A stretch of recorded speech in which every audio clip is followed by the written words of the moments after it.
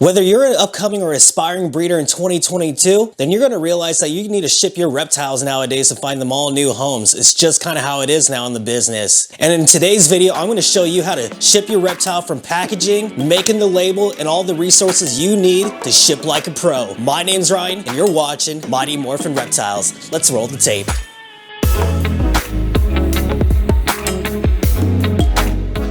Alright guys, before we actually start the tutorial on how to ship your reptile, I do want to mention that there's actually two parties to shipping your reptile. For instance, there's FedEx that actually does the shipping work for you, and then there's a middleman, the specialty reptile shipping services. There's a couple you can go through. There's Reptile Express, and then there's Reptiles to You. And for today's video purposes, we'll use Reptile Express. And I'm going to show you how to navigate through their website, print out the label, to buy the shipping kits and temperature controls and everything you can need. Alright, let's get to the tutorial video. You're going to want to type in your Google search bar, reptileexpress.com. Here, this is where you can create the label, but we get the option to do a quick shipment quote. And then you're going to want to type in your zip code, so I'll just use my zip code for example, and then I'm going to type in a random zip code right here. And then you're going to want to type in the weight of your package. It's usually like 2 pounds, and then the dimensions of your package. I'm going to say 7 inches all around. And then it's going to give you a quick quote for FedEx Priority Night, FedEx 2-day shipping, and home delivery. And then it'll show you the normal rates FedEx would charge you and then the discounted price. That's one plus side of these reptile shipping services right here. And for shipping supplies, just go to the shipping supplies tabs, and then they got a selection of shipping insulated kit boxes or just the boxes themselves, deli cups or cotton snake bags, heat packs or cooling packs to fit your needs. I wanted to mention that you want to use this reptile heat pack specifically and not the heat packs that you'll find at the store like the hand warmers. Those hand warmers will get too warm and actually will overcook your reptile in the shipping process, and you can imagine what happens from there.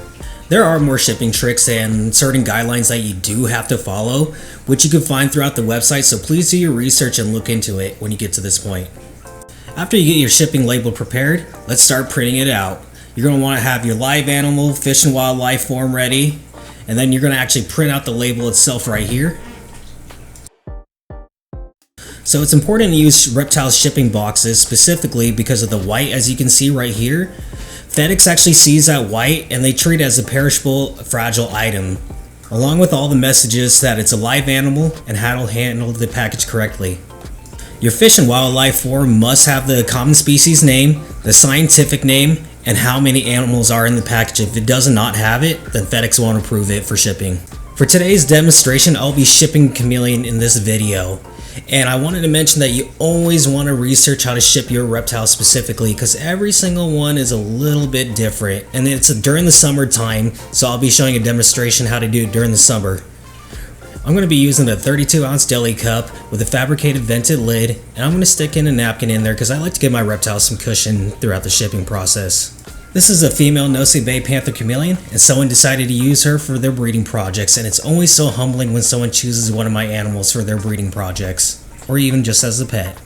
When packaging your animal, be careful not to pinch them on closing the container. This is the cooling pack I'll be using. It's really special. It'll only activate when it gets above 72 degrees in the shipping box, so I really love using this so I don't have to worry about my animals freezing.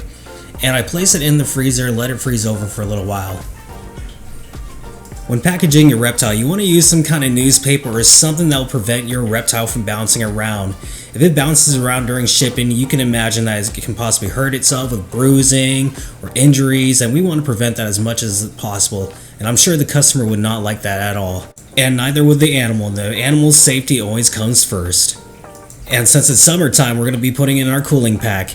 And when you put in your cooling pack, you always want like an inch or two away from the animal, because if you don't, you could possibly give it a frostbite, and nobody wants to do that. So make sure you have some cushioning.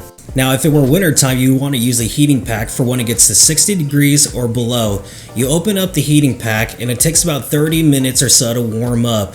And then you want to tape it to the top lid of the shipping insulated box. And when you tape the sides, you see that red line? That's where all the heat's going to be coming out of the heating pack. And you don't want to tape that towards the lid. You want to actually have that facing towards the animal.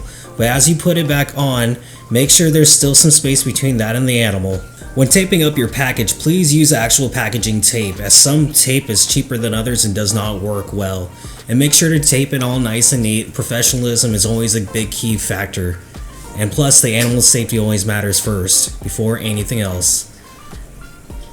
Then you take the shipping label on top of the box nice and neatly for FedEx to read. For ventilation, I usually like to poke 2 holes, usually on each side during the summertime. And then during the wintertime, I'll usually poke 1 hole on each side, or either just 1 hole in general. It all really depends on the weather, what's going on. Make sure to always monitor your weather on both sides of the shipping. And just for fun, I always like to tape my business cards on the side of the box. Don't judge me, guys. Now it's time to head on to FedEx. Fasten your seatbelt, guys. And don't forget to put on some music and jam out. Also, I wanted to note not every FedEx hub will actually accept reptiles for shipping. And when you're about to print out your label, it will tell you the nearest FedEx hub that you can actually drop your reptile off for shipping. And now we're finally here. And you simply just walk on in. You may feel a little awkward walking in with a reptile to go ship. And then people will look at you as like, really, there's an animal in there? And then they might ask you what it is. And I'm like, usually it's just a chameleon or a collar lizard. And they actually think it's kind of cool. But once you get in, you just put it right down. And usually they'll just weigh it and scan it and then hand you a receipt. And then you're on your way. And your package should arrive the next morning. And also, guys, I want to give you guys some pro tips. So when it comes to shipping your reptile, you only want to ship from Monday through Wednesday for next day arrival. And the reason why is that if you usually ship in the second half of the week, there's a lot higher chance of your reptile getting lost over the weekend. So I highly recommend doing the first 3 days of the week. And also, when you're shipping your reptile, you only want to ship from hub to hub. And the reason why is that your reptile will spend a lot less time on the actual shipping truck to the house and fighting the elements of the weather. And another benefit to this is that you can pick your reptile up at 7:30 in the morning at the earliest. And if you guys have some value out of this video, then please hit and smash that like and subscribe button down below. My name's Ryan, and you're watching Mighty Morphin Reptiles.